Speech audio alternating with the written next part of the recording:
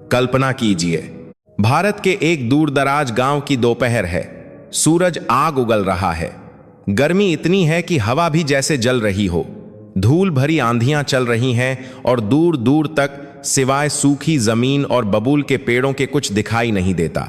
यह वो जगह है जहां पानी की कीमत सोने से ज्यादा है, जहां के लोग अपने नसीब से ज्यादा अपनी मेहनत पर भरोसा करते हैं। लेकिन आज इस वीरान रास्ते पर कुछ अलग हो रहा है।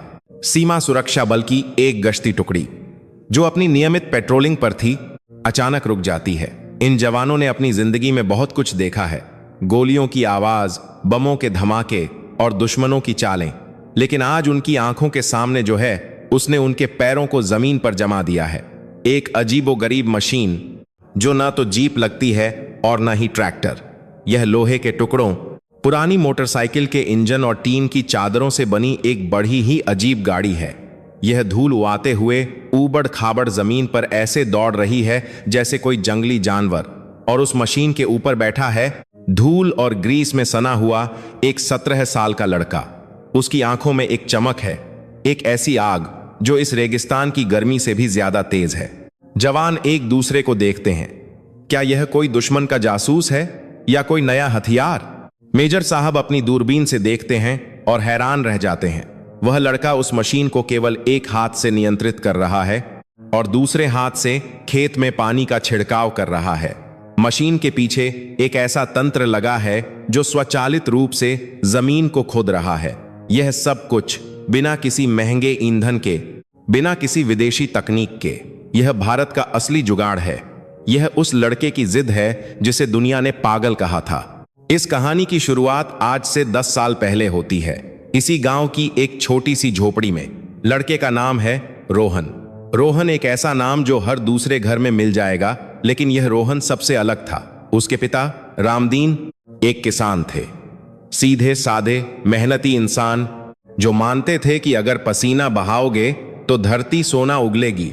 लेकिन किस्मत को कुछ और ही मंजूर था। एक दिन खेत में काम करते समय ट्रैक्टर पलटने से रामदीन का एक पैर कुचल गया। डॉक्टर ने कहा कि पैर काटना पड़ेगा। उस दिन उस घर की छत नहीं गिरी, लेकिन उम्मीदें गिर गईं। रामदीन अब वैसाखी के सहारे चलते थे। जो आदमी कल तक पूरे खेत को अकेला जोत देता था, अब वह एक बाल्टी पानी उठाने के लिए भी दूसरों का मोहताज हो गया था। घर की सारी जिम्मेदारी रोहन की मां सुमित्रा देवी पर आ गई। वह दूसरों के घरों में बर्तन मांजती, गोबर पाथती और जैसे तैसे रोहन को स्कूल भेजती। रोहन तब केवल 7 साल का था। वह देखता था कि कैसे उसके पिता चारपाई पर बैठकर सूजी हुई आंखों से अपने बंजर होते खेत को देखते रहते थे। उनकी आंखों में दर्द नहीं, बेबसी थी। और यही बेबसी रोहन के बाल मन पर छप गई। गांव के लोग ताना मारते थे, अरे रामदीन, अब तो तेरा बेटा ही तेरा सहारा बनेगा। उसे भी किसी गैरेज में लगा दे, 2 पैसे कमाएगा। लोग कहते थे कि पढ़ाई लिखाई अमीरों के चोचले हैं, गरीब को तो बस हाथ पैर चलाने आने चाहिए। लेकिन रोहन का दिमाग कहीं और ही चलता था। जब स्कूल के बच्चे खेल रहे होते, रोहन कबाड़ खाने में बैठा मिलता। उसके लिए टूटी हुई साइकिल की चेन, पुराना पंखा और खराब रेडियो कचरा नहीं था, वे उसके खिलौने थे। वह घंटों उन चीजों को निहारता, उन्हें खोलता और फिर जोड़ने की कोशिश करता। एक बार की बात है, गांव में बिजली चली गई। यह कोई नई बात नहीं थी। हफ्तों तक बिजली नहीं आती थी। गर्मी से सबका बुरा हाल था। रामदीन अपनी खाट पर लेटे थे। गर्मी और मच्छरों ने उनका जीना हराम कर रखा था। रोहन से अपने पिता की तकलीफ देखी नहीं गई। वह चुपचाप उठा और पिछवाड़े में पड़े पुराने साइकिल के पहिए और कुछ टूटी हुई प्लास्टिक की बोतलों को जमा करने लगा। उसने रस्सी और रबर बैंड की मदद से एक अजीब बीच का नाम करती है सा ढांचा तैयार किया और उसे चारपाई के पाए से बांध दिया। जैसे ही कोई चारपाई पर करवट बदलता या हिलता, वह पहिया घूमता और प्लास्टिक की बोतलें पंखे की तरह हवा देने लगती। जब रामदीन ने यह देखा तो उनकी आंखों में आंसू आ गए। वह हवा ठंडी नहीं थी, लेकिन उसमें उनके बेटे का प्यार घुला था। पड़ोसियों ने जब यह देखा तो वे हंसे, देखो पागल ने क्या बनाया है, इससे क्या होगा। उन्होंने मजाक उड़ाया, कबाड़ी का बेटा कबाड़ी ही बनेगा। लेकिन रोहन ने उस दिन कुछ नहीं कहा। उसने बस अपने पिता का हाथ थाम लिया। उसे समझ आ गया था कि दुनिया परिणाम देखती है, प्रयास नहीं। जैसे जैसे रोहन बड़ा हुआ, उसका जुनून भी बढ़ता गया। वह अब 17 साल का हो चुका था। स्कूल की पढ़ाई में वह बहुत होशियार नहीं था, लेकिन विज्ञान और गणित में उसका कोई सानी नहीं था। उसके शिक्षक मास्टर जी कहते थे, यह लड़का किताबों में लिखा हुआ नहीं समझता, लेकिन जो किताबों में नहीं है वह सब जानता है। रोहन अक्सर स्कूल से भागकर शहर के बड़े गैरेज के बाहर खड़ा हो जाता था, बस यह देखने के लिए कि मैकेनिक इंजन कैसे ठीक करते हैं। वह दूर से ही देखकर समझ जाता था कि खराबी कहां है। लेकिन घर के हालात बदतर होते जा रहे थे। मां बीमार रहने लगी थी, दवा के लिए पैसे नहीं थे। रामदीन का खेत, जो उनकी आजीविका का एकमात्र साधन था, अब बंजर पड़ा था। बैलों को पालने की औकात नहीं थी और ट्रैक्टर किराए पर लेना उनके बस की बात नहीं थी। गांव के जमींदार ठाकुर साहब ने रामदीन से कहा, रामदीन, अब यह जमीन मुझे बेच दे। वैसे भी तू इस पर कुछ उगा नहीं सकता, कर्ज तो बढ़ता ही जा रहा है। रामदीन ने हाथ जोड़कर कहा, मालिक, यह जमीन मेरी मां है, इसे बेच दूंगा तो जीऊंगा कैसे? लेकिन ठाकुर साहब ने चेतावनी दी कि अगर अगली फसल नहीं हुई तो जमीन उनकी हो जाएगी। उस रात रोहन ने अपने पिता को सिसकते हुए सुना। वह जानता था कि अगर जमीन चली गई तो उनके पास कुछ नहीं बचेगा। उसे कुछ करना था। उसके पास न पैसा था न संसाधन। उसके पास था तो बस गांव के बाहर फैला हुआ कूड़े का ढेर, उसका दिमाग और एक पागलपन। अगली सुबह रोहन ने एक फैसला किया। वह पूरे गांव में घूम घूम कर कबाड़ इकट्ठा करने लगा। लोग उसे देखकर हंसते, अरे देखो, रामदीन का बेटा अब भिखारी बन गया है। बच्चे उसके पीछे पत्थर फेंकते और चिल्लाते, कबाड़ी वाला आया, कबाड़ी वाला आया। लेकिन रोहन ने किसी की नहीं सुनी। वह हर उस चीज को उठा लाता जो उसे काम की लगती। पुराना लोहे का पाइप, खराब स्कूटर का इंजन जो सालों से कबाड़ में पड़ा था, जंग लगी हुई चेन और प्लास्टिक के ड्रम। उसने अपने घर के पीछे एक छोटी सी जगह को अपनी कार्यशाला बना लिया। वहां न बिजली थी न कोई आधुनिक औजार। उसके पास बस एक हथौड़ा, एक पेचकस और कुछ रेंच थे। दिन भर वह मां की मदद करता, खेत में काम करता, और रात को जब पूरा गांव सो जाता तब उसकी असली दुनिया जागती। ठक ठक की आवाजें रात के सन्नाटे को तोड़ती। पड़ोसी शिकायत करते, अरे रामदीन, अपने बेटे को समझा, रात भर क्या खटपट करता रहता है, सोने भी नहीं देता। रामदीन उसे डांटते, बेटा सो जा, इन लोहे के टुकड़ों से रोटी नहीं मिलेगी। लेकिन रोहन कहता, बापू, यही लोहे के टुकड़े एक दिन हमारी तकदीर बदलेंगे, आप बस भरोसा रखो। रोहन का मकसद साफ था। उसे एक ऐसी मशीन बनानी थी जो खेत जोत सके, पानी दे सके और फसल काट सके। और यह सब उसे एक आदमी के काम जितना आसान बनाना था ताकि उसके विकलांग पिता भी इसे चला सकें। लेकिन यह आसान नहीं था। उसने जो इंजन उठाया था वह पूरी तरह जाम था। उसे खोलने में ही उसे 3 दिन लग गए। उसके हाथों में छाले पड़ गए। तेल और ग्रीस ने उसके नाखूनों को काला कर दिया। कई बार उसे चोट लगी, खून बहा, लेकिन उसने रुकने का नाम नहीं लिया। एक रात जब वह इंजन को मोटरसाइकिल की चेन से जोड़ने की कोशिश कर रहा था, एक धमाका हुआ। इंजन बैकफायर कर गया और एक लोहे का टुकड़ा उड़कर उसके माथे पर लगा। खून बहने लगा। शोर सुनकर मां दौड़ी आई। उसने रोहन को उस हालत में देखकर रोना शुरू कर दिया। क्यों? अपनी जान लेने पर तुला है बेटा? हम गरीब हैं, गरीब ही रहेंगे। इन मशीनों के चक्कर में मत पड़। रोहन ने अपने माथे से बहते खून को पोंछा और मुस्कुराया। मां, यह खून पसीने से ज्यादा कीमती नहीं है, बस थोड़ा सा और, यह मशीन चलेगी, यह जरूर चलेगी। रोहन की सबसे बड़ी चुनौती थी ईंधन। पेट्रोल महंगा था और वह उसे खरीद नहीं सकता था। उसने सुना था कि बायोगैस से इंजन चल सकता है। उसने अपने घर के पीछे एक गड्ढा खोदा और उसमें गाय का गोबर और सड़े गले पत्ते जमा करने लगा। उसने प्लास्टिक के 2 का समय तत्ता ड्रमों को जोड़कर एक गैस टैंक बनाया। गांव वाले अब उसे पूरी तरह पागल समझने लगे थे। अब यह लड़का गोबर इकट्ठा कर रहा है, लगता है इसका दिमाग पूरी तरह चल गया है। लेकिन रोहन को विज्ञान पर भरोसा था। उसने गैस की नली को इंजन के कार्बोरेटर से जोड़ा। यह एक बहुत बड़ा जोखिम था। अगर दबाव ज्यादा हुआ तो टैंक फट सकता था। उसने अपनी जान जोखिम में डालकर कई प्रयोग किए। कई बार वह असफल हुआ। कभी गैस लीक हो जाती, कभी इंजन स्टार्ट होकर बंद हो जाता। हर असफलता उसे तोड़ती नहीं बल्कि और मजबूत बनाती। वह अपनी डायरी में हर गलती को नोट करता और अगले दिन नए तरीके से कोशिश करता। महीने बीत गए। फसल बोने का समय नजदीक आ रहा था। ठाकुर साहब ने रामदीन को याद दिलाया, सिर्फ 10 दिन बचे हैं रामदीन, अगर खेत नहीं जुता तो जमीन मेरी। रामदीन ने उम्मीद छोड़ दी थी, लेकिन रोहन की आंखों में एक अजीब सी शांति थी। आखिरी दिन की रात रोहन ने मशीन को अंतिम रूप दिया। यह दिखने में बहुत सुंदर नहीं थी, यह एक राक्षस जैसी दिखती थी। आगे स्कूटर का हैंडल था, बीच में एक बड़ा सा इंजन और पीछे लोहे के हल और पानी की टंकी। लेकिन रोहन के लिए यह दुनिया की सबसे सुंदर चीज थी। उसने कांपते हाथों से गैस वॉल्व खोला और किक मारी। फट फट फट, इंजन खांसा और बंद हो गया। रोहन ने फिर कोशिश की, फिर वही आवाज। तीसरी बार उसने अपनी पूरी ताकत लगाकर किक मारी और भगवान का नाम लिया, हे बजरंग बली, मेरी लाज रख लेना। और तभी एक चमत्कार हुआ। डुग डुग डुग डुग, इंजन चालू हो गया। उसका शोर किसी संगीत से कम नहीं था। काला धुआं निकला और मशीन थरथराने लगी। रोहन की आंखों से आंसू निकल पड़े। वह उस मशीन के ऊपर बैठा, उसने गियर डाला, मशीन आगे बढ़ी।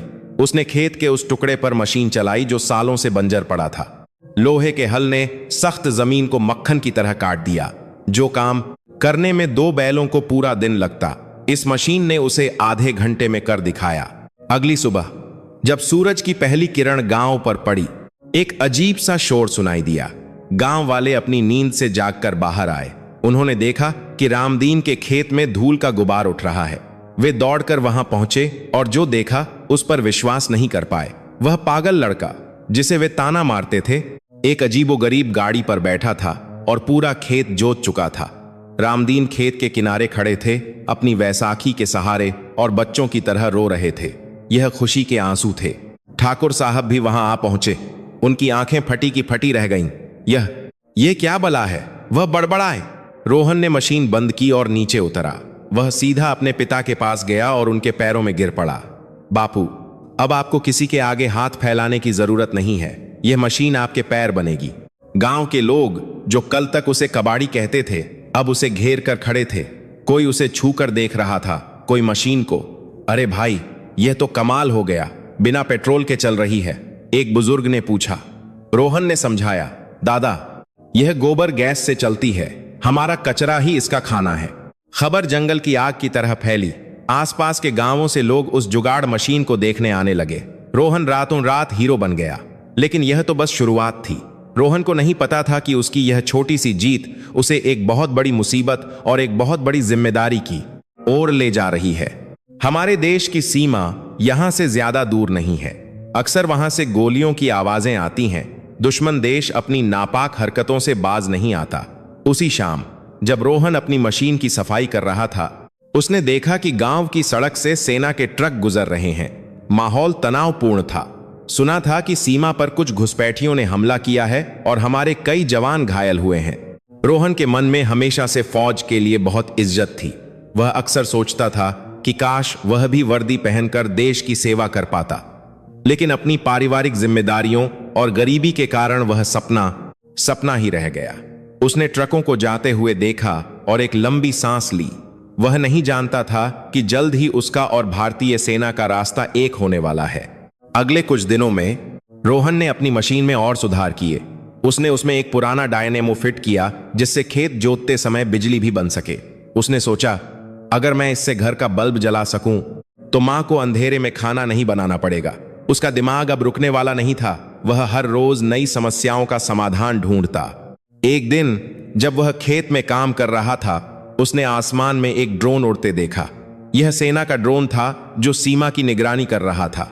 अचानक ड्रोन लड़खड़ाया और दूर जंगल की तरफ गिर गया। रोहन ने यह देखा।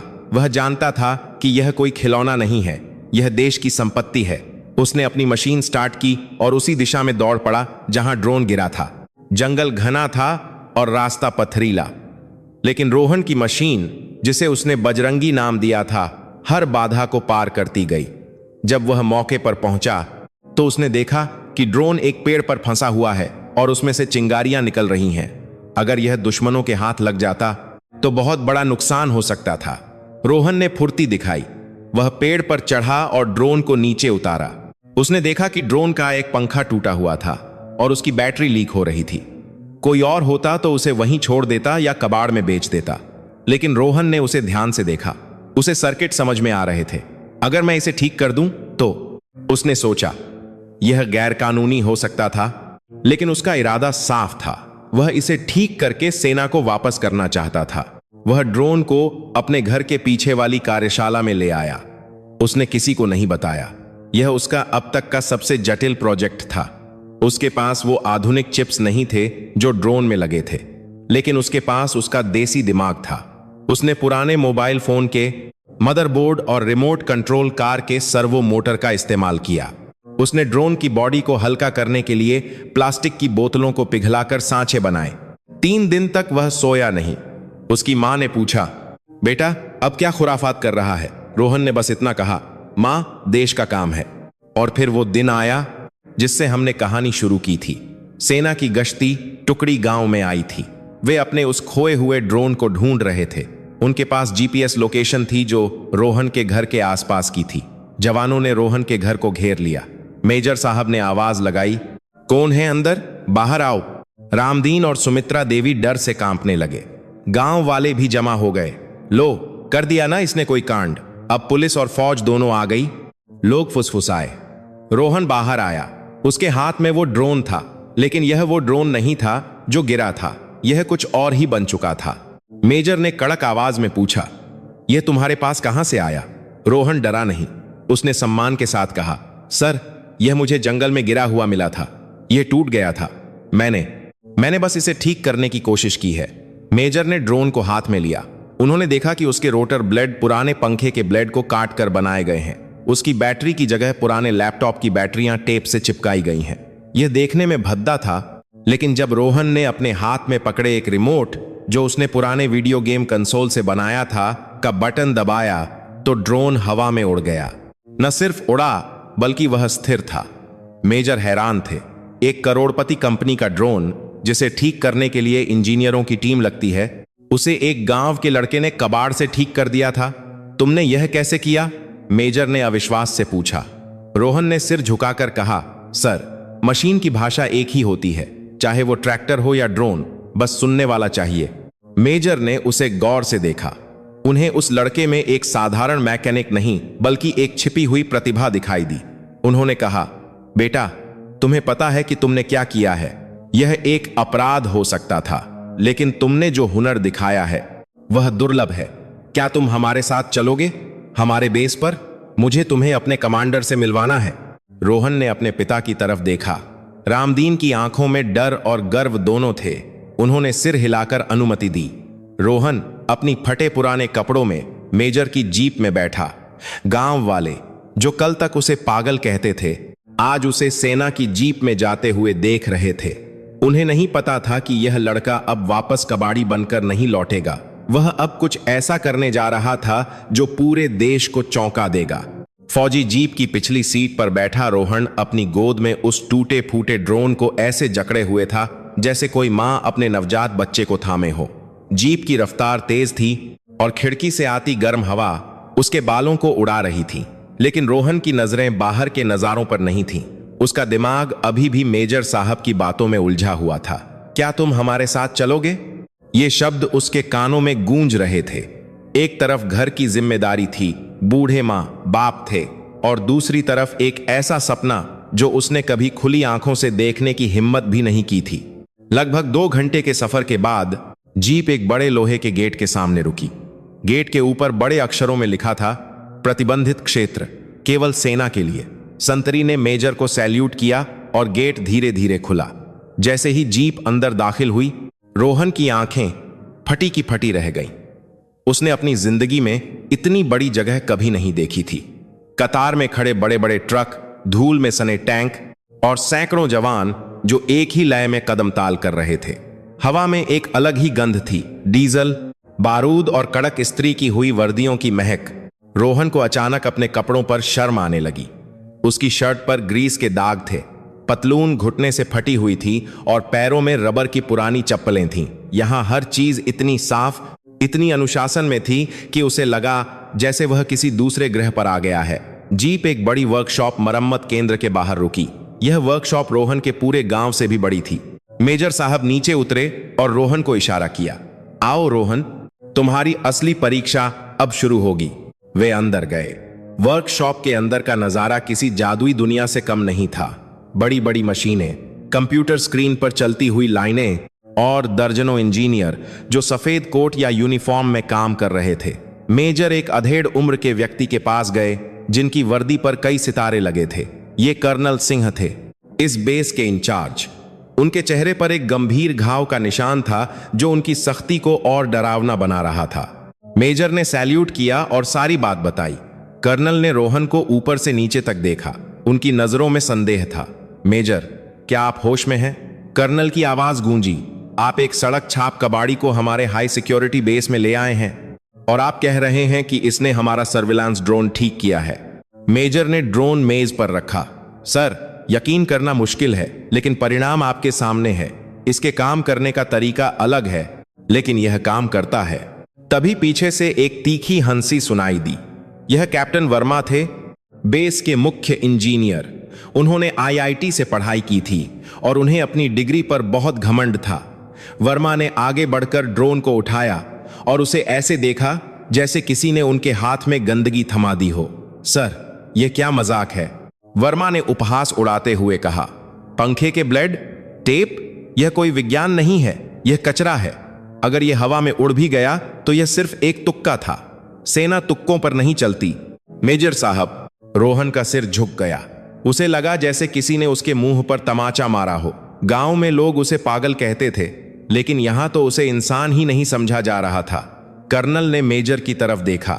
मेजर, मैं आपके भरोसे की कद्र करता हूं, लेकिन नियम नियम होते हैं। यह लड़का यहां नहीं रह सकता। मेजर ने हार नहीं मानी। सर, हमें बस एक मौका दीजिए। हमारे पास वैसे भी तकनीशियनों की कमी है। अगर यह लड़का बेकार साबित हुआ तो मैं खुद इसे वापस छोड़ आऊंगा, लेकिन अगर इसमें हुनर है तो यह हमारे लिए एक हथियार बन सकता है।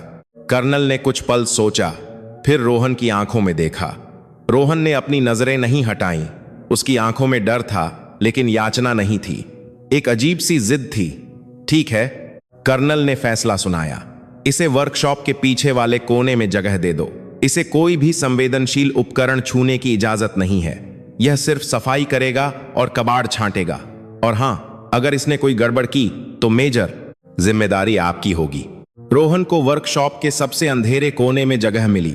उसे रहने के लिए एक छोटी सी कोठरी दी गई जिसमें सेना का पुराना सामान रखा जाता था। पहले कुछ दिन उसके लिए नरक जैसे थे। बड़े इंजीनियर उसे चाय लाने के लिए कहते या भारी सामान उठाने के लिए। जब भी वह किसी मशीन को देखने की कोशिश करता, कैप्टन वर्मा या उनके साथी उसे डांट देते। ए छोटू, दूर रहे उससे, तेरे बस का नहीं है ये, जाकर झाड़ू लगा। रोहन चुपचाप सुन लेता, लेकिन उसका दिमाग शांत नहीं था। वह दिन भर काम करता, झाड़ू लगाता, तेल साफ करता, लेकिन उसकी नजरें हमेशा कबाड़ के डिब्बों पर रहती थीं। सेना के लिए जो कबाड़ था, रोहन के लिए वह खजाना था। फ्यूज हुए बल्ब, टूटे हुए सर्किट बोर्ड, खराब वॉकी टॉकी और पुराने टायरों के टुकड़े। वह चुपके चुपके इन चीजों को अपनी कोठरी में जमा करने लगा। रात को जब पूरा बेस सो जाता, रोहन अपनी छोटी सी दुनिया में जागता। उसने देखा कि सीमा पर निगरानी रखने वाले कैमरे बहुत पुराने हो चुके थे और अक्सर रात के अंधेरे में साफ नहीं देख पाते थे। सैनिकों को अपनी आंखों पर जोर डालना पड़ता था। रोहन ने सोचा, अगर मैं इन कैमरों को उल्लू की आंखें दे सकूं। उसके पास इंफ्रारेड सेंसर नहीं थे, लेकिन उसने पुराने टीवी रिमोट से एलईडी लाइट्स निकाली। उसने देखा कि डिजिटल कैमरों के लेंस के आगे एक छोटा सा फिल्टर होता है जो इंफ्रारेड रोशनी को रोकता है। उसने एक खराब वेबकैम लिया, उसे खोला और बड़ी सावधानी से वह फिल्टर हटा दिया। फिर उसने टीवी रिमोट की उन छोटी बत्तियों को कैमरे के चारों ओर लगा दिया। जब उसने इसे बैटरी से जोड़ा और अपनी कोठरी में अंधेरा किया तो वह हैरान रह गया। स्क्रीन पर सब कुछ हरे रंग में साफ दिखाई दे रहा था, बिल्कुल दिन की तरह। उसने इसका नाम रखा त्रिनेत्र, तीसरी आंख, लेकिन वह इसे किसी को दिखा नहीं सकता था। उसे डर था कि लोग फिर से उसका मजाक उड़ाएंगे या उसे चोरी के इल्जाम में निकाल देंगे।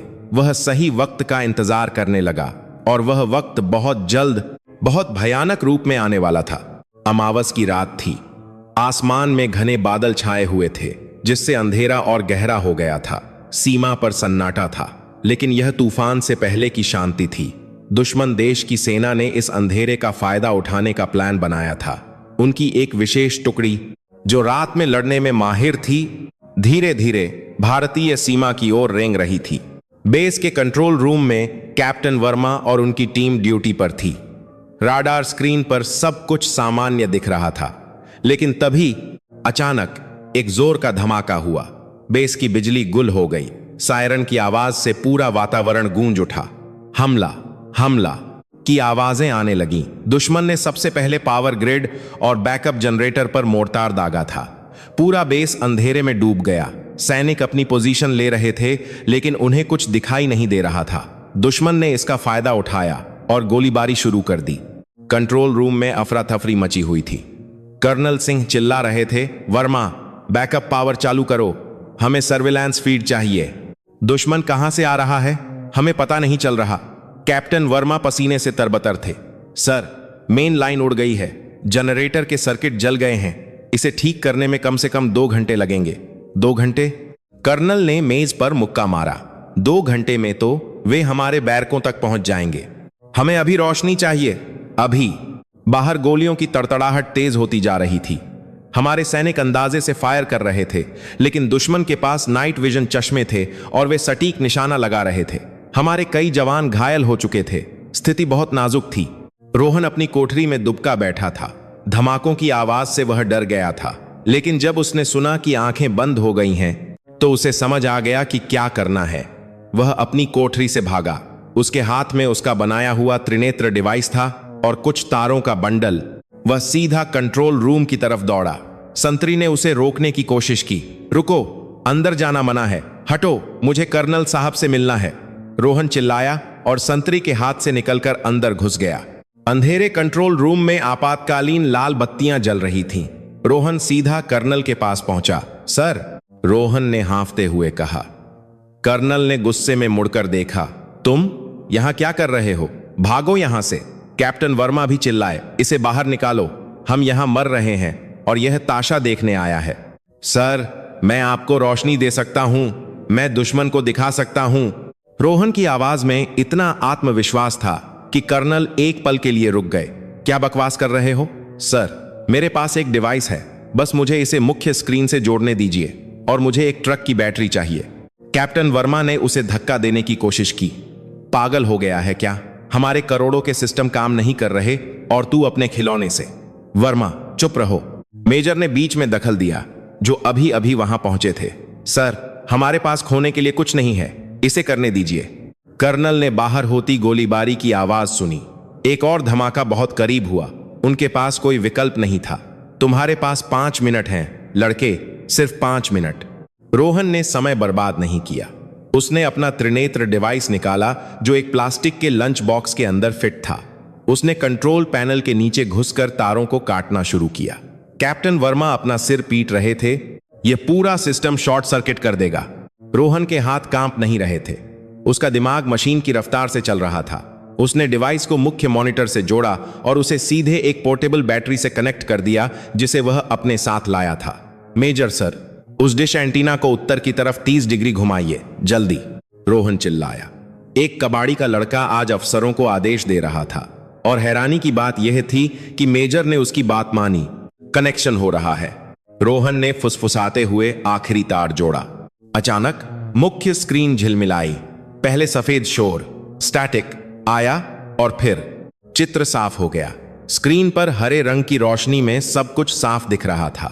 बेस की पश्चिमी दीवार के पास झाड़ियों के पीछे रेंगते हुए दुश्मन के सैनिकों की आकृतियां साफ दिखाई दे रही थीं। वे दीवार में छेद करने की तैयारी कर रहे थे। लाला तखे पर 1000 की बाता के साथ। वहां सेक्टर 4 में कर्नल चिल्लाए, क्विक रिएक्शन टीम, सेक्टर 4, दुश्मन दीवार के पास है। रेडियो पर आदेश गूंज उठे। भारतीय सैनिकों ने तुरंत अपनी पोजीशन बदली और सेक्टर 4 की तरफ गोलियों की बौछार कर दी। दुश्मन को उम्मीद नहीं थी कि अंधेरे में उन्हें देख लिया जाएगा। वे घबरा गए।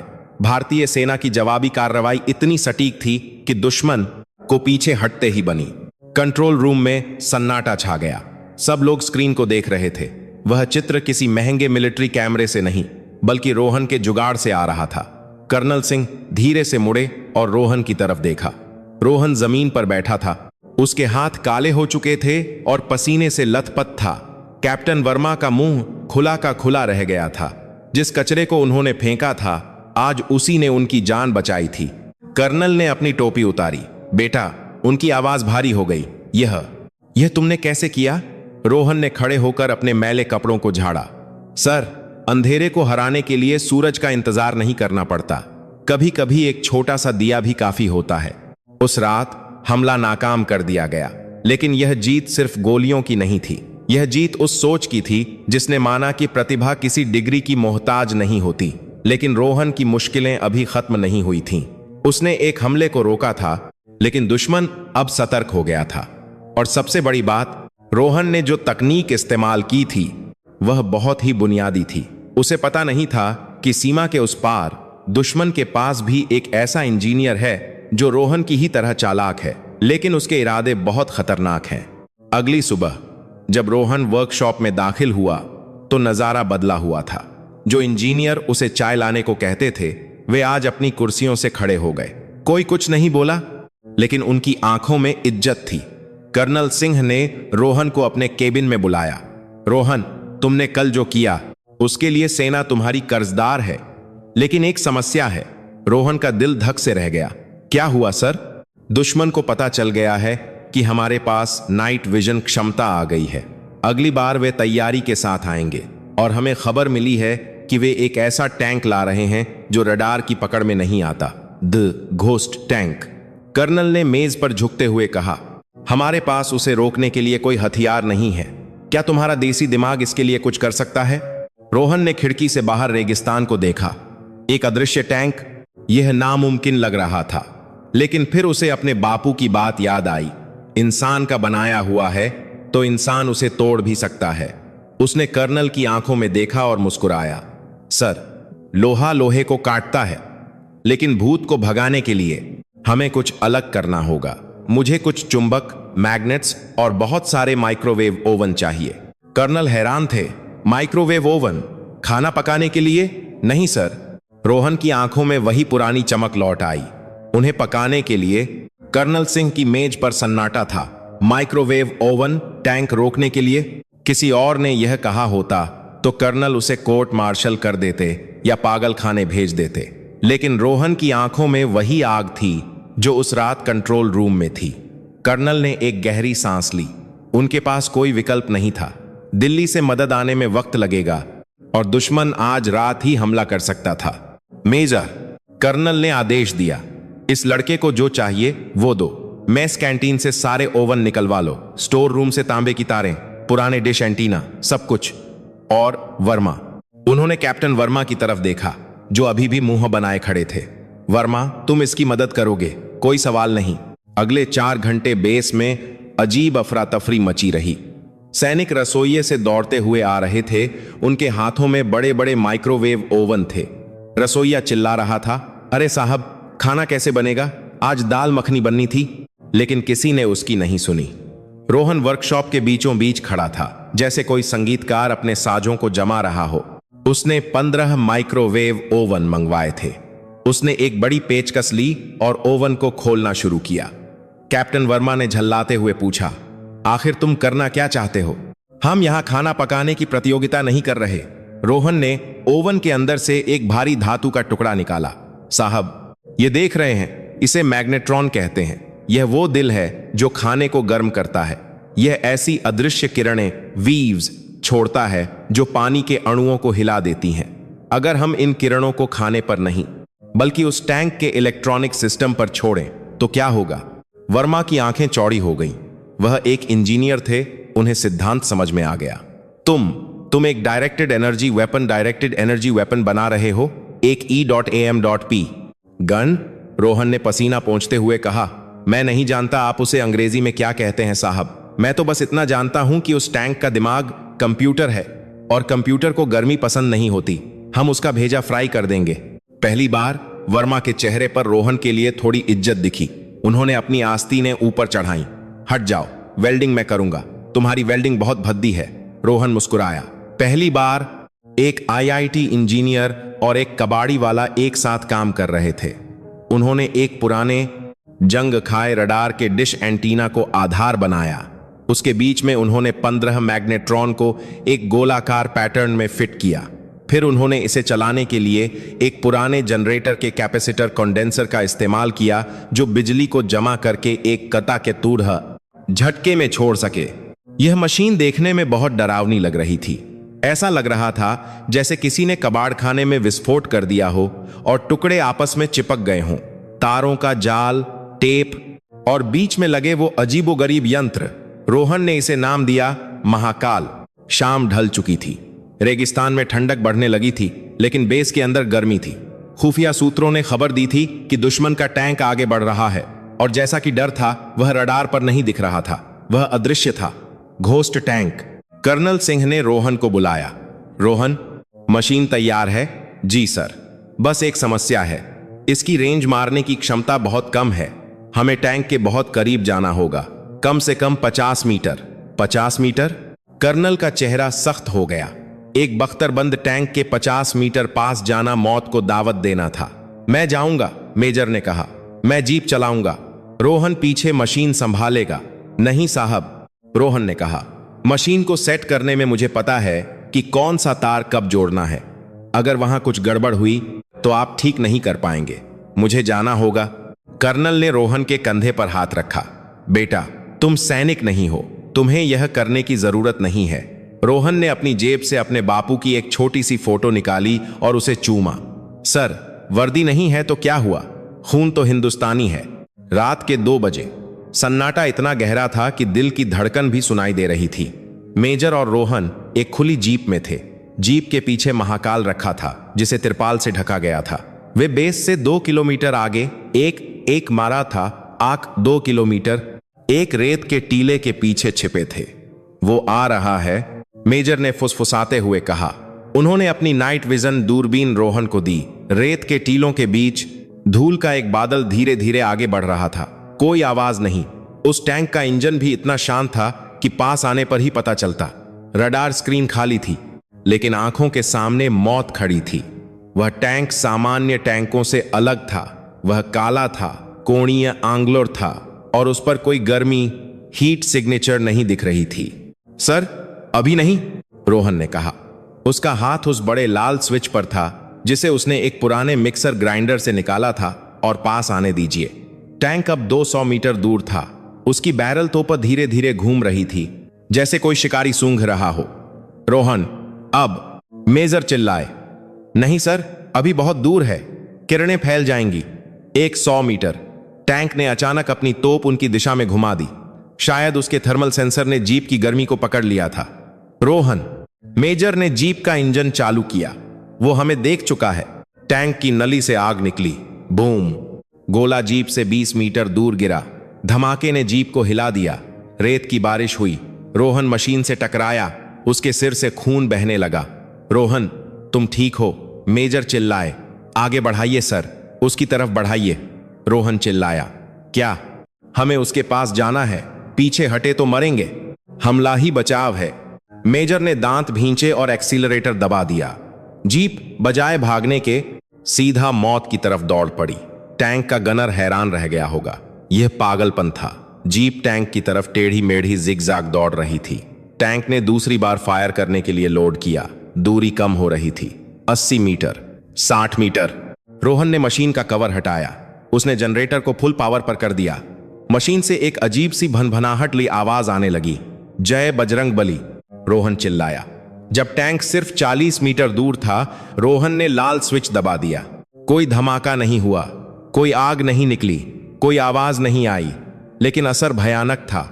महाकाल ने एक साथ 15 मैग्नेट्रॉन की शक्ति को एक अदृश्य तरंग के रूप में टैंक पर छोड़ दिया।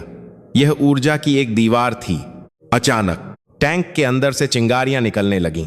टैंक की बत्तियां जल बुझ करने लगीं। उसका ऑटोमेटिक लोडिंग सिस्टम जाम हो गया।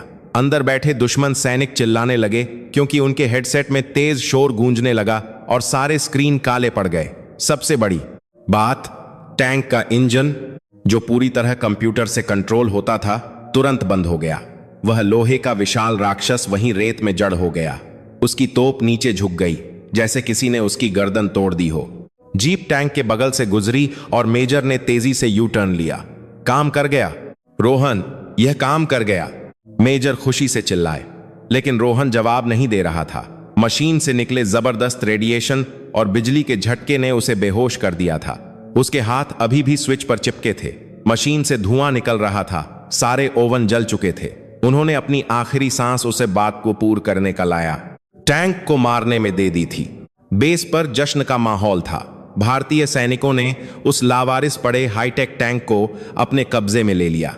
दुश्मन के सैनिक, जिनका संचार टूट चुका था और टैंक बंद हो गया था, ने आत्मसमर्पण कर दिया। यह एक बहुत बड़ी जीत थी। बिना एक भी गोली चलाए दुनिया का सबसे आधुनिक टैंक लोहे के कबाड़ में बदल गया था। रोहन की आंखें अस्पताल के बिस्तर पर खुली। सफेद दीवारें और दवाइयों की गंध उठ गया। हमारा हीरो, एक जानी पहचानी आवाज आई। यह कर्नल सिंह थे। उनके साथ कैप्टन वर्मा और मेजर भी थे। और अरे, यह कौन है? वीडियो कॉल पर एक बड़ी स्क्रीन थी। स्क्रीन पर भारत के रक्षा मंत्री थे। रोहन हड़बड़ाकर उठने की कोशिश करने लगा। आराम से जवान, रक्षा मंत्री ने कहा। तुमने जो किया है वह मिसाइलें भी नहीं कर सकती थीं। पूरे देश को तुम पर गर्व है। रोहन की आंखों में आंसू आ गए। सर, मैंने बस अपना काम किया। कर्नल सिंह आगे आए। उनके हाथ में एक लिफाफा था। रोहन, सरकार ने तुम्हें शौर्य चक्र देने की सिफारिश की है और यह, उन्होंने लिफाफा रोहन को दिया, यह तुम्हारे पिताजी की जमीन के कागजात हैं। कर्ज चुका दिया गया है और ठाकुर साहब को समझा दिया गया है कि वह अब उस तरफ देखें भी नहीं। रोहन रो पड़ा। वह दर्द से नहीं, खुशी से रो रहा था। उसका सबसे बड़ा डर खत्म हो गया था। कैप्टन वर्मा ने रोहन के कंधे पर हाथ रखा। और एक बात रोहन, मैंने हेडक्वार्टर से बात की है। तुम्हें सेना के इंजीनियरिंग कॉलेज में एडमिशन मिलेगा। कोई डिग्री नहीं पूछेगा। तुम्हारी काबिलियत ही तुम्हारी डिग्री है। तुम मेरे साथ काम करोगे, एक पार्टनर की तरह। रोहन को लगा जैसे वह कोई सपना देख रहा है। कबाड़ से शुरू हुआ सफर आज यहां तक आ पहुंचा था। लेकिन कहानी अभी खत्म नहीं हुई थी। तभी एक खुफिया अधिकारी कमरे में दाखिल हुआ। उसका चेहरा पीला पड़ा हुआ था। उसने कर्नल के कान में कुछ फुसफुसाया। कर्नल के चेहरे से मुस्कान गायब हो गई। क्या? कर्नल ने पूछा। सर, अभी अभी सैटेलाइट इमेज मिली है, अधिकारी ने कहा। दुश्मन ने सिर्फ एक टैंक नहीं भेजा था। वह तो सिर्फ ध्यान भटकाने के लिए था। असली खतरा आसमान में है। आसमान में? जी सर, उन्होंने एक ऐसा स्वार्म ड्रोन सिस्टम लॉन्च किया है जो टिड्डियों के दल की तरह आता है। हजारों छोटे ड्रोन, हर एक में विस्फोटक। वे हमारे रडार को धोखा दे सकते हैं और वे सीधे देश की राजधानी की तरफ बढ़ रहे हैं। कमरे में सन्नाटा छा गया। एक टैंक को रोकना एक बात थी, लेकिन हजारों उड़ते हुए बमों को रोकना, वह भी तब जब वे अलग अलग दिशाओं से आ रहे हों। सबकी नजरें रोहन पर टिक गईं।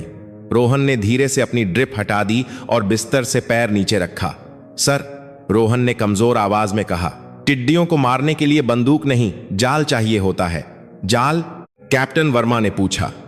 कैसा जाल? रोहन की आंखों में एक नई चमक थी। यह चमक पहले से ज्यादा गहरी और खतरनाक थी।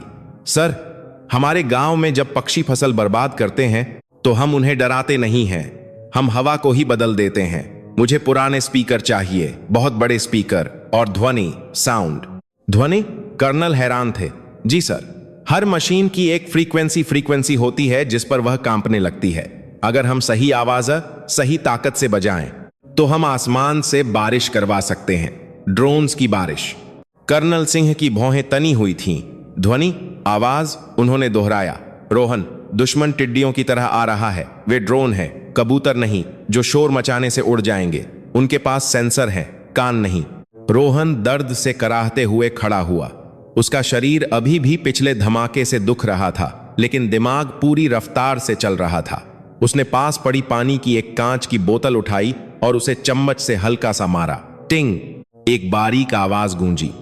सर, रोहन ने कहा, हर कांच की, हर लोहे की, हर मशीन की एक अपनी कमजोरी होती है। एक ऐसी सुर, एक ऐसी फ्रीक्वेंसी जिस पर अगर जोर से आवाज दी जाए तो वह अंदर से हिलने लगता है। विज्ञान इसे रेजोनेंस कहता है।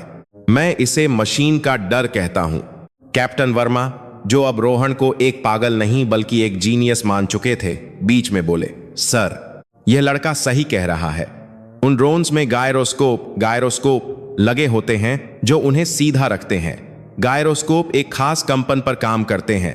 अगर हम उसी कंपन की बहुत तेज ध्वनि तरंगें, साउंड वेव्स उन पर छोड़ें तो उनके सेंसर चकरा जाएंगे, वे अपना संतुलन खो देंगे और एक दूसरे से टकराकर गिर जाएंगे। कर्नल ने घड़ी देखी। हमारे पास कितना समय है? खुफिया अधिकारी ने कांपती आवाज में कहा। सर, वे रडार पर आ चुके हैं। मुश्किल से 20 मिनट और उनकी संख्या हजारों में है। वाकुन परमुकाली कार्नल में हजारों में है। 20 मिनट, कर्नल चिल्लाए। 20 मिनट में हम इतने बड़े स्पीकर कहां से लाएंगे? हमारे बेस का सायरन काफी नहीं होगा। हमें ऐसी आवाज चाहिए जो आसमान फाड़ दे। रोहन की नजर खिड़की के बाहर गई, दूर गांव की तरफ से। रात के सन्नाटे में बहुत हल्की सी ढोल और संगीत की आवाज आ रही थी। आज गांव में किसी की शादी थी और उत्तर भारत की शादियों में एक चीज मशहूर है, डीजे वाले ट्रक। वो ट्रक जिनमें दीवारों जैसी ऊंची स्पीकर की कतारें होती हैं और जिनकी आवाज से छातियां दहल जाती हैं। रोहन की आंखों में चमक आ गई। सर, स्पीकर हैं, बहुत सारे हैं, और वो भी बहुत बड़े। कहां? गांव में। आज सरपंच के बेटे की शादी है। मैंने आते वक्त देखा था। वहां कम से कम 10 डीजे ट्रक आए हुए हैं। कर्नल एक पल के लिए सन्न रह गए। दुनिया की सबसे आधुनिक सेना दुश्मन के हाईटेक ड्रोन को रोकने के लिए शादी के डीजे का इस्तेमाल करेगी। यह बात ही इतनी अजीब थी कि हंसी आ जाए, लेकिन यह भारत था। यहां जब सीधे रास्ते बंद हो जाते हैं तो पगडंडियां मंजिल तक पहुंचाती हैं। मेजर, कर्नल ने दहाड़ा, अपनी जीप लो और अभी गांव जाओ। उन डीजे वालों को बोलो कि बारात बाद में नाचेगी, पहले देश बचाना है। उन सबको लेकर बेस की छत पर आ जाओ, जल्दी। मेजर हवा की तरह गायब हो गए। इधर बेस पर तैयारी शुरू हो गई। रोहन और वर्मा ने मिलकर एक फ्रीक्वेंसी जनरेटर तैयार किया। रोहन ने कहा, हमें कोई गाना नहीं बजाना है, हमें एक तीखी, कान फाड़ने वाली सीटी जैसी आवाज बजानी है। वह आवाज जो उन ड्रोन्स के दिमाग में घुस जाए। 10 मिनट बीते, 15 मिनट बीते। आसमान में एक धीमी, भिन भिनाती हुई आवाज सुनाई देने लगी। यह मच्छरों जैसी आवाज थी, लेकिन इतनी तेज कि दांतों में झुरझुरी पैदा कर दे। वे आ गए। एक संतरी ने आसमान की तरफ इशारा किया। दूर क्षितिज पर काले बादलों की तरह हजारों लाल बत्तियां जल बुझ रही थीं। वह स्वार्म ड्रोन का झुंड था। वे किसी एक दिशा से नहीं, बल्कि चारों तरफ से आ रहे थे। उनका मकसद साफ था, बेस को नक्शे से मिटा देना और फिर आगे शहर की तरफ बढ़ना। सैनिकों ने अपनी राइफलें तान लीं। एंटी एयरक्राफ्ट गन ने फायर करना शुरू कर दिया। धड़ धड़ धड़ धड़। आसमान में आग की लकीरें खिंच गईं। कुछ ड्रोन गिरे, लेकिन उनकी संख्या इतनी ज्यादा थी कि गोलियों का उन पर कोई असर नहीं हो रहा था। अगर एक गिरता तो उसकी जगह 10 और आ जाते। सर, वे बहुत करीब आ गए हैं। Range 2 kilometre. रेडियो पर आवाज आई। कर्नल ने गेट की तरफ देखा। मेजर कहां रह गए? तभी एक अद्भुत नजारा दिखा। बेस के गेट से धूल का गुबार उठता हुआ दिखाई दिया। सबसे आगे मेजर की जीप थी और उसके पीछे रंग बिरंगे लाइटों से जगमगाते हुए 10 बड़े ट्रैक्टर ट्रक थे। हर ट्रक पर पहाड़ जितने बड़े स्पीकर लदे थे। ये गांव के डीजे वाले थे। वे डरे हुए नहीं लग रहे थे, वे जोश में थे। उन्हें बताया गया था कि देश को उनकी जरूरत है। ट्रक सीधे परेड ग्राउंड में कतार में खड़े हो गए। ड्राइवरों ने अपने जनरेटर चालू कर दिए। रोहन दौड़कर सबसे बड़े ट्रक के पास गया। उसने डीजे वाले से कहा, भैया, अपना गाना बंद करो, मेरी यह तार अपने एम्पलीफायर में लगाओ और वॉल्यूम इतना रखना कि स्पीकर भले फट जाए, लेकिन आवाज कम नहीं होनी चाहिए। डीजे वाले ने अपनी मूंछों पर ताव दिया। अरे छोटे उस्ताद, स्पीकर फट जाएगा पर आवाज कम नहीं होगी। हरियाणा का डीजे है, मजाक थोड़ी है। आसमान अब ड्रोन से काला हो चुका था। वे बेस के ठीक ऊपर आ चुके थे। कुछ ड्रोन्स ने नीचे गोता लगाया और बम गिराना शुरू कर दिया। बूम! एक बैरक की छत उड़ गई। आग लग गई। अफरा तफरी मच गई। रोहन, अब! कर्नल चिल्लाए। रोहन ने इशारा किया। वर्मा सर, फ्रीक्वेंसी छोड़िए। वर्मा ने लैपटॉप पर एंटर बटन दबाया और फिर वो आवाज आई। यह कोई संगीत नहीं था। यह एक तीखी, बहुत ऊंची और बहुत कष्टदायक स्क्रीचिंग चीखने वाली ध्वनि थी। ई ई ई ई ई ई ई ई ई ई ई ई। 10 डीजे ट्रकों के सैकड़ों स्पीकरों ने एक साथ उस आवाज को हवा में फेंका। वह आवाज इतनी तेज थी कि जमीन पर खड़े सैनिकों को अपने कान बंद करने पड़े। कांच की खिड़कियां चटक कर टूट गईं, जमीन थरथराने लगी। ऐसा लग रहा था जैसे हवा खुद फट रही हो। आसमान में असर तुरंत हुआ। जो ड्रोन्स एक अनुशासित सेना की तरह बढ़ रहे थे, अचानक पागलों की तरह डोलने लगे। वह अदृश्य ध्वनि तरंगें उनके सेंसर से टकराईं और उनके अंदर कंपन पैदा कर दिया। उनका तालमेल टूट गया। एक ड्रोन दूसरे से टकराया, फिर दूसरा तीसरे से। आसमान में आतिशबाजी शुरू हो गई। ड्रोन्स हवा में ही फटने लगे। हजारों जलते हुए टुकड़े बारिश की तरह नीचे गिरने लगे। वॉल्यूम और बढ़ाओ, रोहन चिल्लाया। हालांकि उसकी आवाज उस शोर में किसी को सुनाई नहीं दी। उसने बस हाथ का इशारा किया। डीजे वालों ने अपनी मशीनों को उनकी सीमा तक धकेल दिया। ट्रकों से धुआं निकलने लगा, लेकिन आवाज नहीं रुकी। दुश्मन के कंट्रोल सेंटर में, जो सीमा के उस पार था, कंप्यूटर स्क्रीन्स लाल हो गए। सर, हम संपर्क खो रहे हैं। सारे ड्रोन्स के गायरोस्कोप फेल हो रहे हैं। यह क्या हो रहा है? क्या उन्होंने कोई जैमर चलाया है? नहीं सर, यह तो सिर्फ शोर है, बहुत तेज शोर। बेस पर सैनिक अपनी बैरकों से बाहर निकल आए। वे देख रहे थे कि कैसे भारत का जुगाड़ दुनिया की सबसे खतरनाक तकनीक को धूल चटा रहा था। आग के गोले बनकर ड्रोन्स रेगिस्तान की रेत में गिर रहे थे। 5 मिनट तक यह मौत का संगीत चलता रहा। जब आखिरी ड्रोन भी गिर रहे थे, बात आ रहे होकार और ये संगीत करते हैं गया और आसमान साफ हो गया। तब जाकर रोहन ने हाथ नीचे किया। आवाज बंद हुई। अचानक आया सन्नाटा। उस शोर से भी ज्यादा भारी था। सबके कान सुन्न थे। फिर धीरे धीरे एक आवाज उठी, भारत माता की जय। यह आवाज किसी अफसर ने नहीं, उन गांव के डीजे वालों ने लगाई थी। और फिर पूरा बेस गूंज उठा, जय जय जय। सैनिक दौड़कर आए और उन्होंने रोहन को कंधों पर उठा लिया।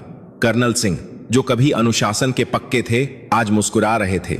उन्होंने मेजर से कहा, देख रहे हो मेजर, यह है मेरा इंडिया।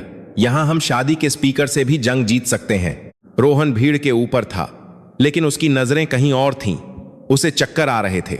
लगातार काम, तनाव और चोट ने अपना असर दिखाया था। जैसे ही सैनिकों ने उसे नीचे उतारा, वह लड़खड़ा गया। कर्नल ने उसे थाम लिया। रोहन, क्या हुआ? रोहन ने धुंधली आंखों से देखा। सर, बापू को बता देना, मैंने खेत जोत दिया। और वह फिर से बेहोश हो गया।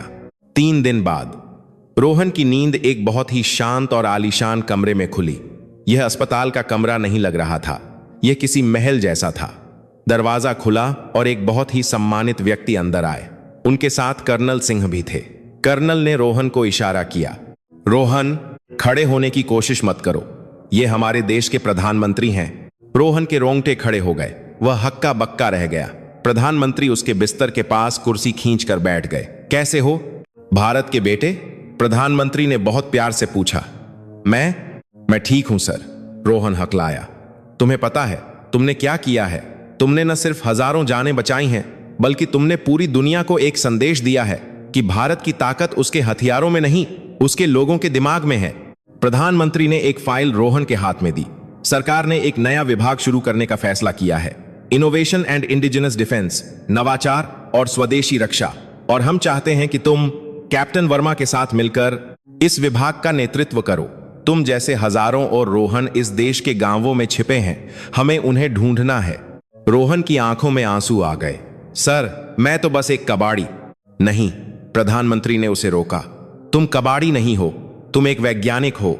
वो वैज्ञानिक जिसने प्रकृति से सीखा है, किताबों से नहीं। सब कुछ बहुत अच्छा लग रहा था, एक परियों की कहानी जैसा अंत। रोहन को सम्मान मिला, परिवार को सुरक्षा मिली और देश को एक नया हीरो। लेकिन जैसे हर सिक्के के 2 पहलू होते हैं, कामयाबी अपने साथ दुश्मन भी लाती है। रोहन की तस्वीर और उसका नाम अब गुप्त नहीं था। वह टीवी पर, अखबारों में हर जगह था। और सीमा के उस पार एक अंधेरे कमरे में एक आदमी रोहन की तस्वीर को घूर रहा था। यह जनरल कासिम था, दुश्मन सेना का सबसे क्रूर कमांडर। उसकी मेज पर वह रिपोर्ट पड़ी थी जिसमें बताया गया था कि कैसे एक 17 साल के लड़के ने उसके करोड़ों के टैंक और ड्रोन्स को बर्बाद कर दिया। कासिम ने धीरे से सिगरेट का धुआं छोड़ा और तस्वीर पर अपनी उंगली रखी। इसने मेरे हथियार तोड़े हैं, कासिम बुदबुदाया। अब मैं इसे तोड़ूंगा। मशीनें तो और बन जाएंगी, लेकिन अगर यह दिमाग जिंदा रहा तो हम कभी नहीं जीत पाएंगे। कासिम ने अपना फोन उठाया और एक नंबर डायल किया। हेलो सांप, मुझे एक काम करवाना है।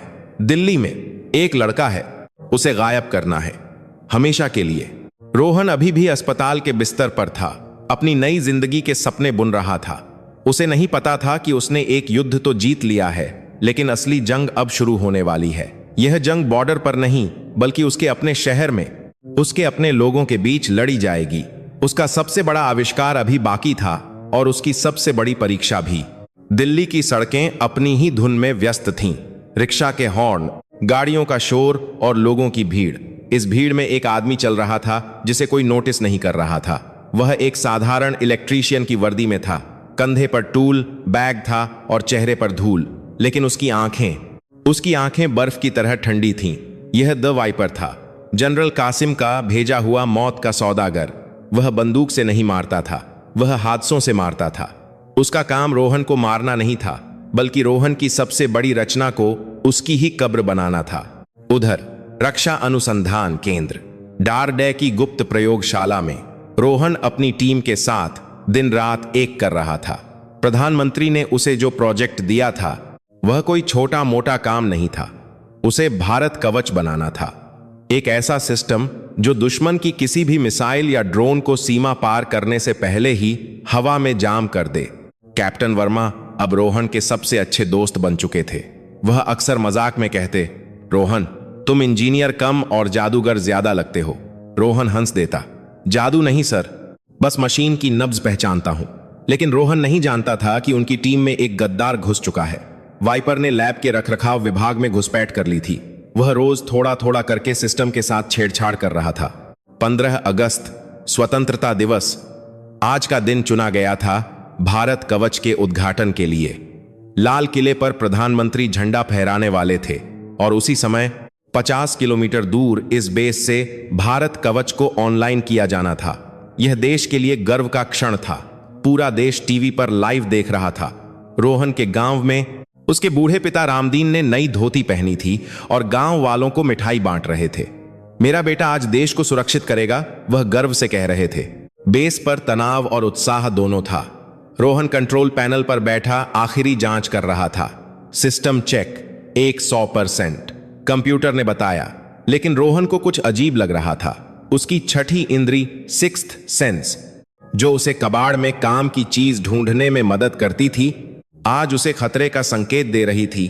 उसने मेन पावर यूनिट को देखा। वहां एक तार लगा था जो बहुत साफ था। रोहन हमेशा तारों को टेप से चिपकाता था, लेकिन यह तार बहुत करीने से सोल्डर किया गया था। वर्मा सर, रोहन ने बुलाया, क्या आपने कूलिंग सिस्टम में कोई बदलाव किया है? वर्मा ने फाइल से सिर उठाया।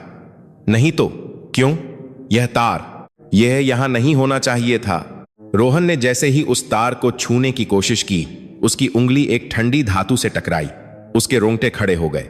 यह कूलिंग सिस्टम नहीं था, यह एक बम था और वह तार उसका ट्रिगर था। तभी लैब के स्पीकर पर एक अनजान आवाज गूंजी। यह आवाज वाइपर की थी। गुड मॉर्निंग रोहन, तुम वाकई होशियार हो, लेकिन बहुत देर हो चुकी है। लैब के दरवाजे अपने आप लॉक हो गए। लाल बत्तियां जलने लगीं। यह सिस्टम अब कवच नहीं, बल्कि एक बहुत बड़ा बम बन चुका है। वाइपर की आवाज हंसी। जैसे ही प्रधानमंत्री बटन दबाएंगे, यह पूरा बेस और आसपास का 10 किलोमीटर का इलाका राख हो जाएगा। तुम्हारी ही मशीन तुम्हारी मौत बनेगी। सन्नाटा छा गया। वहां मौजूद वैज्ञानिक डर के मारे चिल्लाने लगे। टाइमर शुरू हो चुका है, वाइपर ने कहा। 10 मिनट, बाहर निकलने की कोशिश मत करना, वरना यह अभी फट जाएगा। कैप्टन वर्मा ने हताशा में अपना सिर पकड़ लिया। हम फंस गए हैं, हम कोडिंग को नहीं रोक सकते। उसने हार्डवेयर लॉक कर दिया है। रोहन का दिमाग तेजी से दौड़ रहा था। 10 मिनट, अगर यह फटा तो न सिर्फ वे मरेंगे, बल्कि देश की बदनामी होगी कि भारत का अपना हथियार ही फट गया। जनरल कासिम की यही चाल थी। रोहन ने बम को ध्यान से देखा। यह न्यूक्लियर नहीं था, लेकिन यह एक इलेक्ट्रोमैग्नेटिक पल्स बम था जो अत्यधिक ऊर्जा से चार्ज था। इसे डिफ्यूज करने का कोई तरीका नहीं था। इसे बस दूर ले जाया जा सकता था। रोहन की नजर कोने में खड़े एक प्रोटोटाइप पर पड़ी। यह उसकी पहली रचना बजरंगी का आधुनिक रूप था। एक बड़ा हाइब्रिड ड्रोन हेलीकॉप्टर जिसे उसने खुद डिजाइन किया था। इसमें इंसान के बैठने की जगह नहीं थी, लेकिन यह काफी वजन उठा सकता था। सर, रोहन ने वर्मा की तरफ देखा। उसकी आंखों में आंसू नहीं, एक भयानक शांति थी। हम इसे रोक नहीं सकते, लेकिन हम इसे यहां फटने से रोक सकते हैं। तुम्हारा क्या मतलब है? वर्मा ने पूछा। मैं कोर को निकालूंगा, उसे इस ड्रोन से बांधूंगा और उसे ऊपर ले जाऊंगा, बहुत ऊपर, जहां यह फटे तो किसी को नुकसान न हो। पागल हो गए हो? वर्मा चिल्लाए। कोर निकालते ही वह अस्थिर हो जाएगा। तुम्हें उसे अपने हाथों से थामे रखना होगा। तुम वापस नहीं आ पाओगे, रोहन ने मुस्कुराते हुए कहा। सर, मैंने बापू से वादा किया था कि मैं देश के काम आऊंगा। इससे बड़ा मौका और क्या होगा? समय कम था, 7 मिनट बचे थे। रोहन ने एक भारी रेंच उठाया और पावर यूनिट का ढक्कन तोड़ दिया। अंदर नीला चमकता हुआ ऊर्जा का गोला कौर था। इसकी गर्मी इतनी थी कि रोहन की त्वचा जलने लगी। उसने दर्द को नजरअंदाज किया। उसने कोर को निकाला। दरवाजा खोलो, मैनुअल ओवरराइड, रोहन चिल्लाया। वर्मा ने रोते हुए लीवर खींचा। छत का दरवाजा खुल गया। रोहन उस चमकते हुए मौत के गोले को लेकर ड्रोन की तरफ दौड़ा। उसने उसे ड्रोन के निचले हिस्से में फंसाया, लेकिन लॉक टूट गया था। यह नहीं टिकेगा, रोहन ने महसूस किया। मुझे इसके साथ जाना होगा। उसने ड्रोन के लैंडिंग गियर को पकड़ लिया। वर्मा सर, इसे उड़ाइए, जल्दी। वर्मा का हाथ कांप रहा था। वह अपने छोटे भाई जैसे दोस्त को मौत के मुंह में कैसे भेज सकते थे? सर, देश का सवाल है, उड़ाइए, रोहन की दहाड़ गूंजी। वर्मा ने भीगी आंखों से रिमोट का थ्रॉटल दबा दिया। ड्रोन तेजी से ऊपर उठा। रोहन उसके नीचे लटक रहा था, एक हाथ से ड्रोन को पकड़े हुए और दूसरे हाथ से उस जलते हुए बम को छाती से लगाए हुए। वह हवा को चीरते हुए ऊपर जा रहा था। 1000 फीट, 2000 फीट। नीचे दिल्ली शहर छोटा होता जा रहा था। लाल किले पर झंडा फहराया जा रहा था। राष्ट्रगान की धुन बज रही थी। रोहन ने नीचे देखा। उसे डर नहीं लग रहा था। उसे आज वो आसमान अपना दोस्त लग रहा था, जिसे वह बचपन में घंटों निहारा करता था। बापू, उसने मन ही मन कहा। आपका बेटा आज उड़ रहा है, असली पंखों के साथ। हेडसेट पर वर्मा की आवाज आई। रोहन, 5000 फीट, तुम अब छोड़ सकते हो, शायद तुम बच जाओ।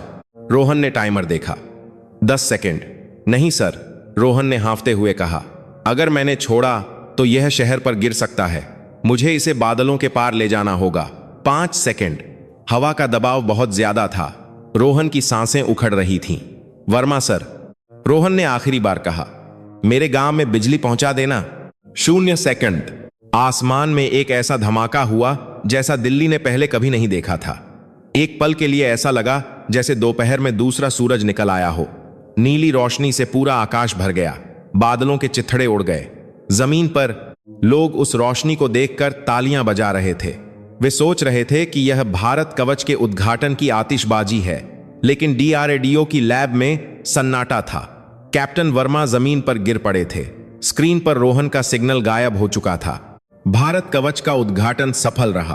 प्रधानमंत्री ने घोषणा की, लेकिन उन्हें नहीं पता था कि असली कवच कोई मशीन नहीं, बल्कि एक 17 साल का लड़का था जो अब राख बनकर हवा में मिल चुका था। अगले दिन अखबारों में खबर छपी, तकनीकी खराबी के कारण एक परीक्षण ड्रोन दुर्घटनाग्रस्त। कोई हताहत नहीं। सरकार सच्चाई को गुप्त रखना चाहती थी ताकि जनता में दहशत न फैले। रोहन को गुमनाम शहीद का दर्जा दिया गया। गांव में जब रामदीन और सुमित्रा को खबर मिली कि उनका बेटा एक गुप्त मिशन पर विदेश गया है और शायद कभी न लौटे, तो वे समझ गए। एक फौजी अफसर उनके घर आया और उन्हें एक तिरंगा और रोहन का चश्मा सौंप गया। मां रोई नहीं। उसने चश्मे को अपनी छाती से लगाया। उसने कहा था वह आसमान छुएगा। उसने छू लिया। 5 साल बाद राजस्थान का वही गांव अब बदल चुका था। कच्ची सड़कें अब पक्की हो गई थीं। हर घर में 24 घंटे बिजली थी। खेतों में पानी के लिए सौर ऊर्जा से चलने वाले पंप लगे थे। गांव के स्कूल का नाम बदलकर रोहन विज्ञान विद्यालय रख दिया गया था। स्कूल के आंगन में रोहन की एक मूर्ति लगी थी, लेकिन मूर्ति के हाथ में बंदूक नहीं थी, एक पाना, रेंच था और नीचे लिखा था, जुगाड़ से भी जंग जीती जा सकती है। एक सुबह एक काली सरकारी गाड़ी स्कूल के गेट पर रुकी। उसमें से एक आदमी उतरा। वह व्हील चेयर पर था। उसका चेहरा जला हुआ था और एक हाथ कृत्रिम प्रोस्थेटिक था। वह धीरे धीरे अपनी ही मूर्ति के पास गया। यह रोहन था। वह उस धमाके में चमत्कारिक रूप से बच गया था। वह मलबे के साथ एक झील में गिरा था। सेना ने उसे ढूंढ लिया था। लेकिन उसकी पहचान मिटा दी गई थी ताकि वाइपर जैसे दुश्मन दोबारा उसके परिवार को निशाना न बना सकें। अब वह कैप्टन आर के नाम से खुफिया विभाग के लिए नए हथियार डिजाइन करता था। वह एक साये की तरह था जो दिखता नहीं था लेकिन देश की रक्षा करता था। वर्मा, जो अब कर्नल बन चुके थे, उनके साथ थे। क्या तुम अपने माता पिता से नहीं मिलोगे? वर्मा ने पूछा। रोहन ने दूर अपने घर की तरफ देखा जहां उसके पिता आराम से कुर्सी पर बैठकर अखबार पढ़ रहे थे। नहीं सर, रोहन ने मुस्कुराते हुए कहा। उनके लिए रोहन एक हीरो बनकर मर चुका है। अगर मैं वापस गया तो उनकी जान को फिर खतरा होगा। उनका सुरक्षित रहना ही मेरी तसल्ली है। तभी एक छोटा बच्चा दौड़ता हुआ आया और रोहन की व्हील चेयर से टकरा गया। बच्चे के हाथ में एक टूटा हुआ खिलौना हेलीकॉप्टर था। सॉरी अंकल, बच्चे ने कहा, मेरा हेलीकॉप्टर टूट गया, ये उड़ता ही नहीं। रोहन ने अपनी जेब से एक छोटा सा तार और टेप निकाला। उसने अपने कृत्रिम हाथ से बड़ी कुशलता से खिलौने को जोड़ा। कोशिश करो, रोहन ने कहा। बच्चे ने चाबी घुमाई, हेलीकॉप्टर फर्राटे भरकर हवा में उड़ गया। बच्चा खुशी से चिल्लाया, अंकल, आप तो जादूगर हो। रोहन हंसा, वही पुरानी निश्चल हंसी। जादूगर नहीं बेटा, उसने कहा, बस कभी हार मत मानना। अगर पंख टूट भी जाएं तो हौसलों से उड़ना सीखना। गाड़ी चल पड़ी। धूल के गुबार में रोहन ओझल हो गया, लेकिन उस गांव की हवा में, उन मशीनों की आवाज में और स्कूल के बच्चों की आंखों में रोहन हमेशा जिंदा था। कहानी खत्म होती है लेकिन सपना जारी है, क्योंकि भारत के किसी न किसी कोने में किसी कबाड़ के ढेर पर बैठा कोई और रोहन आज भी सपना देख रहा है आसमान को छूने का। दोस्तों, रोहन की कहानी सिर्फ एक कहानी नहीं है, यह हर उस भारतीय की कहानी है जो अभावों में भी सपने देखने की हिम्मत रखता है। अगर आपको भी लगता है कि भारत का देसी दिमाग और हमारा जुगाड़ पूरी दुनिया को हिला सकता है, तो इस वीडियो को अपने हर दोस्त और परिवार के हर सदस्य के साथ शेयर करें, ताकि देश के हर कोने में छिपे किसी रोहन तक यह उम्मीद पहुंच सके। अगर आपको हमारी सेना और हमारे देश के हुनर पर गर्व है तो कमेंट में जय हिंद जरूर लिखें। मिलते हैं अगली कहानी में। नमस्कार, जय हिंद।